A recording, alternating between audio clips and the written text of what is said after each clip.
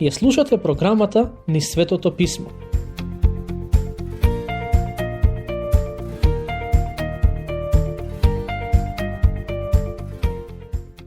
Денес ке започнеме со читање и обработка на Старозаветната книга Изреки.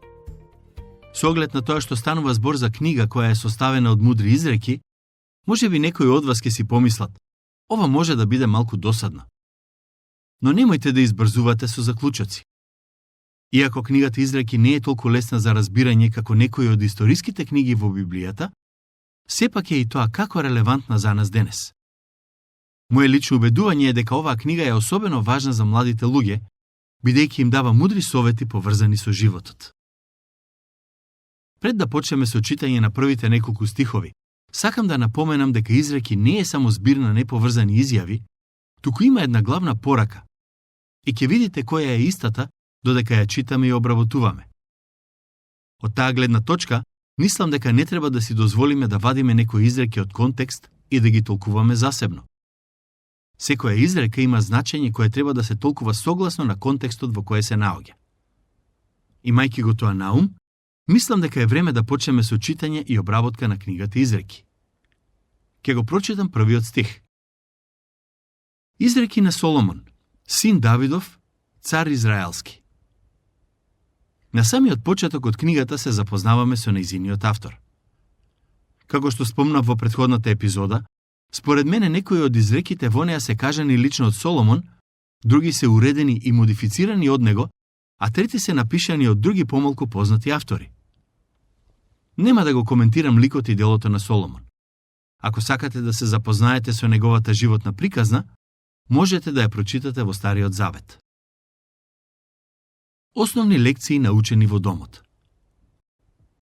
Во првата глава имаме сцена од домот на едно семејство и фокусот е на младото момче кое се наоѓа во фаза од животот кога почнува да се соочува со реалноста. Реалноста на грешниот свет.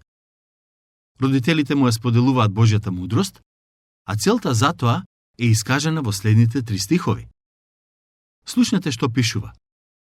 За да се познае мудроста и поуката, за да се разберат изреките на разумот, за да се усвојат правилата на благоразумието, правосудието, судот и правината, да им се даде на простите разумност, на младите знаење и расудување. Ке посветам малку време во обработка на овие стихови, бидејќи сметам дека се исклучително важни. Како што можете да забележите, во овие 3 стихови се користат околу 10 зборови кои навидум изгледаат како синоними. Сакам барем накратко да ги разгледаме истите и да кажам по збор 2 за секој од нив. Прво, авторот вели дека целта на изреките е да се познае мудроста. Што мисли кога вели мудрост? Како што кажав претходно, кога во Светото Писмо се користи зборот мудрост, тоа се однесува на способноста да се примени одредено знаење во конкретна ситуација. Во оваа книга зборот преведен како мудрост се користи 37 пати. Денес има голем број луѓе кои имаат знаење за животот, но немаат мудрост, односно не го применуваат тоа што го знаат во околностите кога има потреба за тоа. Од новозаветна перспектива, можеме да кажеме дека мудроста во Стариот Завет е слика на Господ Исус Христос. Во првото послание до Коринтијаните 1:30, апостолот Павле пишува: Од него сте и вие во Исус Христос, кој за нас стана мудрост од Бога, и праведност, и осветување, и откуп. Христос е нашата мудрост. Ако сакате да бидете мудри, потребно е да го спознаете Христос и да имате активно заедништво и општење со Него. Нам денес ни е очајно потребно се повеќе и подлабоко да го спознаваме Христос. Мене ми е потребно, а сигурен сум дека и вам ви е потребно тоа. Да се познава Христос значи да се има знаење што треба да се направи во одредена ситуација, а и сила да се постапи согласно. Пред некое време, на една кола забележав налепница на која пишуваше: Мудрите се уште го бараат. Библијата вели дека секој кој го бара Христос и сака да има заедништво со Него, е мудар. Вториот збор е поука. Соломон вели дека целта на изреките е да се познае мудроста и поуката.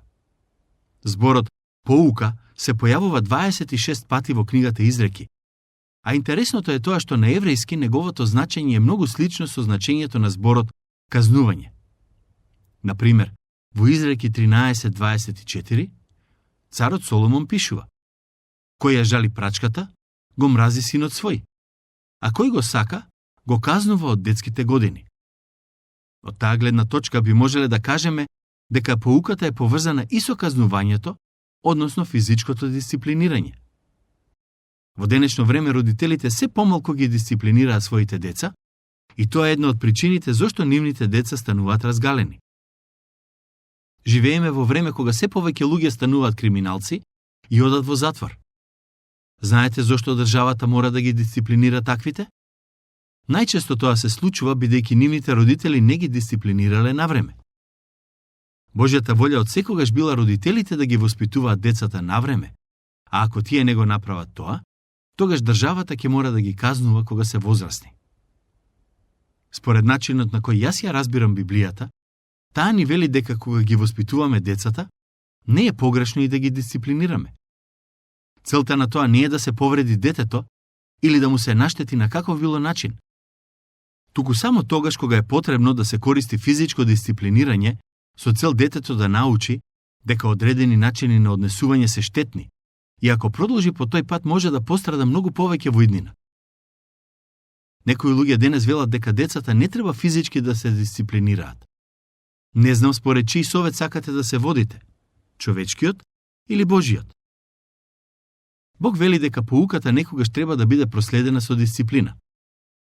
Кога станува збор за оваа тема, јас имам лични убедување во однос на тоа како дисциплината и поуката треба да се применат во контекст на училиштата. Денес образовниот систем користи методи на поука и дисциплина кои не се ефективни. Сметам дека треба да се вратиме на старите методи, кои можеби за денешните образовни работници изгледаат старомодно, но сигурен сум дека се многу поефективни. Живееме во време во кое децата ги воспитуваат родителите, а не родителите децата. Тоа е една од причините за хаосот кој го гледаме во општеството. Изгледа дека родителите заборавија која е нивната улога што им е дадена од Бог. Моje лично убедување е дека не децата, туку родителите се тие на кои им е потребна поука. Тие треба да сватат дека не треба да се во подчинета позиција во однос на нивните деца. Тоа не му е угодно на Бог и тој нема да го благослови таквиот начин на уредување во семејството. Следно, Соломон вели, за да се разберат изреките на разумот. Кога вели разум, мислам дека Соломон мисли на интелигенција. Бог ни го дал разумот со една цел – да го користиме. Тој сака да ја развиваме нашата интелигенција и да се водиме според разумот кој ни го дал.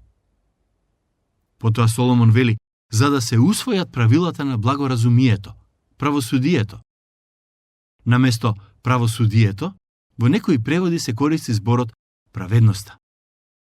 Една од главните цели на оваа старозаветна книга е да не научи на тоа што е праведно, односно правилен начин на однесување во Божите очи. Кога бев на факултет, професорот по социологија често знаеше да не праша што е правилно, а што погрешно. Тогаш не бев сигурен во одговорот, но денес знам. Правилно е тоа што е во согласност со Божјата волја, а погрешно е се останато. Бог е тој кој има право да каже што е добро, а што зло, што е светлина, а што темнина и слично. Некогаш во животот ќе се најдете во ситуација кога ќе се запрашате дали ова што го праваме правилно? Одговорот е, ако Бог вели дека е, тогаш нема потреба да се мислиш. Истото се однесува и на прашањето, дали оваа постапка е погрешна?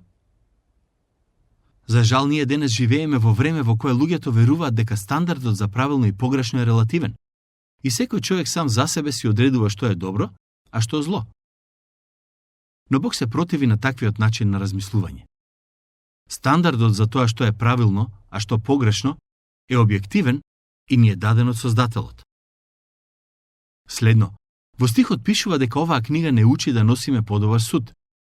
Со други зборови, тоа значи дека овие мудросни изјави кои ќе ги обработуваме ќе ни помогнат да носиме подобри одлуки во животот. Секој од нас ќе се најде на раскрсница во животот. Ситуација во која ќе треба да донесе одлука за тоа како да постапи. Пред многу години, кога служев во една црква, ми дојде повик за служба во друга црква која се наоѓаше многу далеку. Не знаев што да правам и затоа решив да му се помолам на Бог. Тој ми потврди дека треба да ја прифатам понудата. Преку оваа книга, а и преку молитва, Бог ќе ви помогне да носите подобри одлуки. Покрај тоа што не учи да носиме добар суд, оваа книга не учи и на правината. Тоа значи дека преку книгата Изреки ќе научиме како да се водиме според добри принципи во животот. Тоа не значи дека христијанската вера треба да ја сведеме само на принципи и правила, но факт е дека Бог ни дал одредени вредности според кои можеме и треба да се водиме. Например, во посланието до римјаните пишува дека верниците треба да се водат според 3 главни принципи, и тоа. Првиот принцип е дека се што правиме треба да го правиме со радост. Тоа е повикот на оние кои се нарекуваат со Христовото име. Божјите деца треба да живеат во полнотата која ја имаат во Христос. Што и да правите, правете го со радост и ентузијазам. Вториот принцип е дека кога правиме нешто, треба да бидеме цврсто убедени дека тоа е она кое Бог го бара и очекува од нас. Односно, треба да постапуваме на таков начин што делата ќе бидат водени од нашата совест и убедување. Некој рекол: среќен е човекот кој не е осуден од својата совест за нештата кои ги прави. Знаете кој го изјавил тоа? Апостолот Павле. Не ви се верува? Слушнете што пишува во посланието до Римјаните 14:22. Блазен на оној кој не се осудува себе самиот за она што го одобрува. Тоа е важен животен принцип. Се разбира, кога зборувам за нештата кои нашата совест ги одобрува или осудува, зборувам во контекст на Евангелието. Кога му дозволуваме на Евангелието да ја обликува нашата совест, тогаш можеме без проблем да се водиме според неа во секоја животна ситуација. Ако го правиме тоа, сигурен сум дека кога ќе погледнеме назад на нашите животни одлуки, наместо да жалиме, ние ќе речеме: алелуја, Бог ме водеше и ми даде мудрост како да постапам. Третиот важен принцип кој го учиме од посланието до Римјаните е: носете го товарот на другите луѓе и немојте да си угодувате сами на себе. Затоа, пред да донесеме некоја одлука, добро е да се запрашаме: дали ова ќе го навреди или повреди мојот ближен? Тоа се трите важни принципи според кои треба да се води секој христијанин. Следно, во стихот кој го прочитавме од книгата Изреки пишува дека мудроста која ја наоѓаме во таа книга треба да им даде на простите разумност. Кој е значењето на овие зборови? Соломон сака да каже дека оние кои се прости и носат лоши одлуки во животот можат да се поучат од оваа книга. А такви луѓе за жал има многу, па дури и меѓу оние кои се нарекуваат христијани. Пред некое време еден млад брачен пар кој го познавам одлучи да оди во мисија во друга држава. Кога разговараа со мене, им реков дека според мене тоа не е паметна идеја. Не ме послушаа и отидоа да работат во мисија. По некое време се вратија и нивниот брак беше сериозно нарушен. Според мене, тие постапија многу неразумно.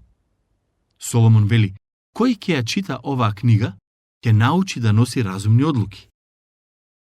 На крајот од стихот пишува дека овие изреки им даваат на младите знаење и расудување. Кога бев на факултет, еден од професорите ми даде многу корисен совет кој гласеше: ако не знаеш, добро е да знаеш каде да побараш одговор. Тоа е причината поради која треба да ја имаме Библијата при рака, бидејќи ни дава одговори за прашањата кои не интересираат. Последниот збор во овој стих е зборот расудување. Што сакаш да каже Соломон кога пишува за расудување? Според мене, тоа значи проникливост. Генерално гледано, на младите луѓе им недостатува проникливост. Јас бев таков кога бев млад. Навистина е голема привилегија една млада личност да биде запознаена со содржината на Светото Писмо и оттаму да црпи мудрост и да учи за проникливоста. Проникливоста е важна не само за младите, туку и за повозрасните. Но да не го заборавиме контекстот на оваа книга. Во неа родителите му даваат совет на својот син за тоа како треба да постапи кога ќе се соочи со искушенијата во светот. Ако младите луѓе почнат да ја читаат и проучуваат книгата Изреки, сигурен сум дека преку тој процес Бог ќе ги обликува и покрај другото ќе ги научи да бидат проникливи, а тоа во голема мера ќе им го олесни животот. Сетете се на зборовите кои досега ги обработивме. Сите тие се однесуваат на мудроста која доаѓа од Бог. Проучувањето на оваа книга ќе ни помогне да растеме во сите тие области од нашиот карактер. Ако ви треба мудрост, разум, интелигенција, поука или слично, тогаш книгата Изреки е тоа што ви е потребно во животот. Слушнете што пишува во стих 5. Ако мудриот слуша, ќе ги умножи знаењата своји, и разумниот ќе најде мудри совети. Ако мудриот слуша. Слушањето била една од главните особини на сите големи и важни Божји луѓе низ историјата на човештвото.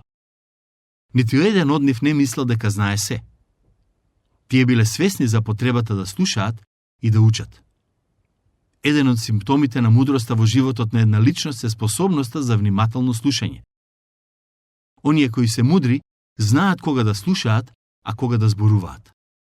Од друга страна, безумните најчесто зборуваат и многу ретко сакаат да слушнат што другите имаат да кажат. Секој кој ги слуша овие изреки, ќе ги умножи знаењата своји и разумниот ќе најде мудри совети. Тоа е предизвикот со кој не соочува Соломон на самиот почеток од оваа книга. Тој не повикува да слушаме и да обрнеме внимание на тоа што сака да ни го каже. Ако ги отворите ушите на вашите срца и одлучите да го слушате тоа што Бог има да ви го каже преку оваа книга, сигурно ќе ги умножите своите знаења и ќе најдете мудри совети. Подготвени ли сте да најдете мудрост? Ако вашиот одговор е да, тогаш вие се наоѓате на вистинското место. До следниот пат, Бог нека ве благослови изобилно.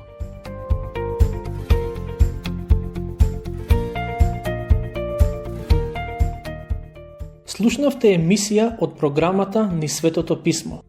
Можете да не слушате и преку мобилна апликација на нашиот YouTube канал и на сите познати подкаст платформи, како што се Google, Apple и Spotify. Ако ви се допаѓаат нашите програми, споделете ги и препорачајте ги на вашите пријатели. Бидете слободни да оставите свој коментар или да ни пишете на нашата имейл адреса nizsvetopismo@gmail.com. Следете ги нашите страни Низ Светото Писмо Македонија на Facebook и Instagram. Емисиите од оваа серија можете да ги најдете и на нашата веб страна ttb.twr.org.